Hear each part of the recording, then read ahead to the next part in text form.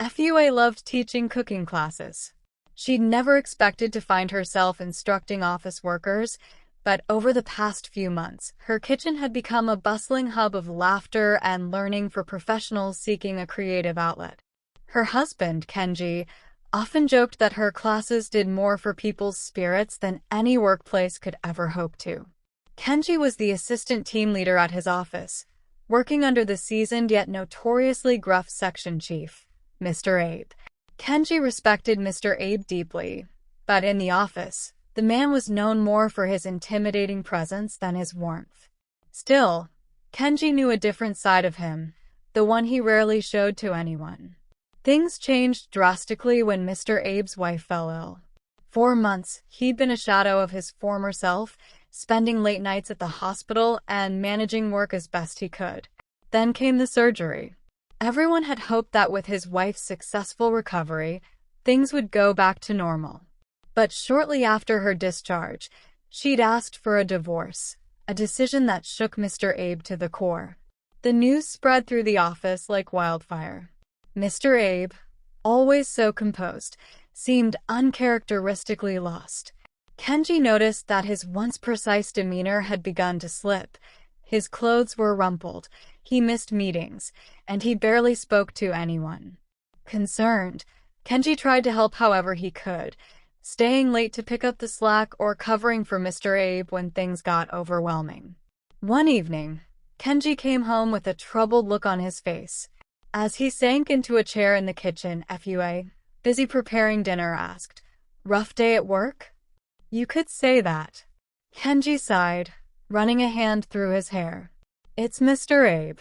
He's not doing well at all. He was always so organized, so precise, but now he's struggling with even the smallest tasks.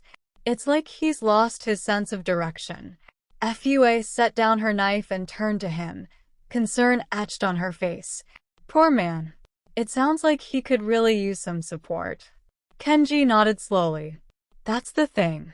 He doesn't have anyone. Now that his wife is gone, well, I don't think he knows how to manage on his own. He hardly knows how to cook for himself or do laundry, and it's like he's ashamed to admit it." A thought crossed FUA's mind, and she looked at her husband with a small smile.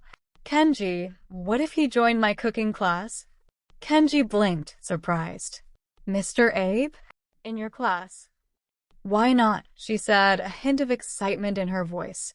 Cooking could be a good way for him to regain some control over his life. He might find it relaxing, even therapeutic. And who knows?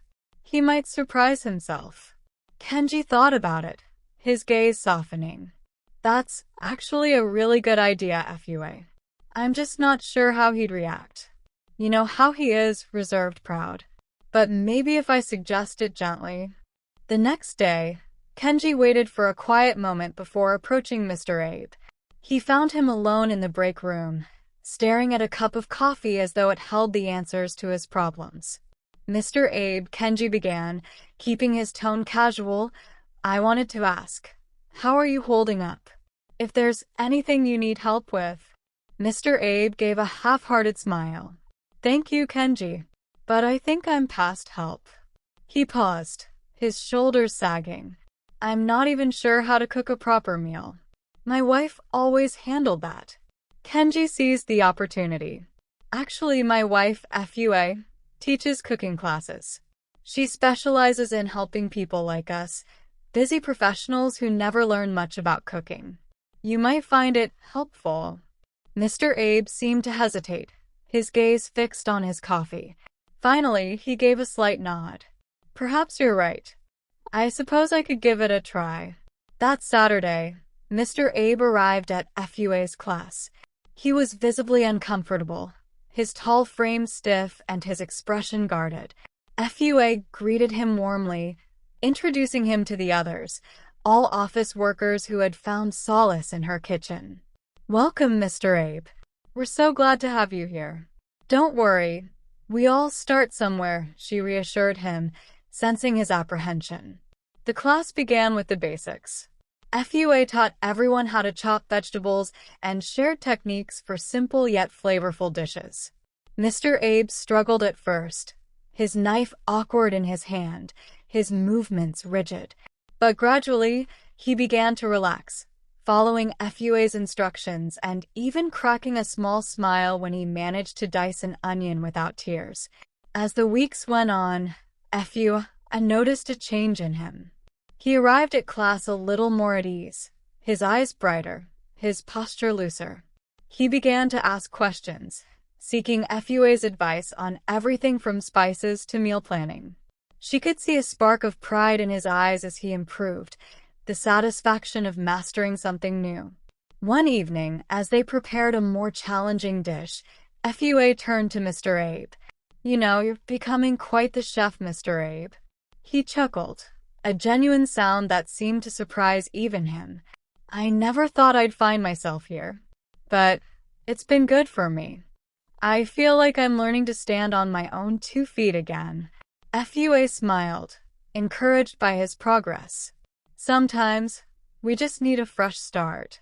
Cooking has a way of grounding us, helping us find a new rhythm.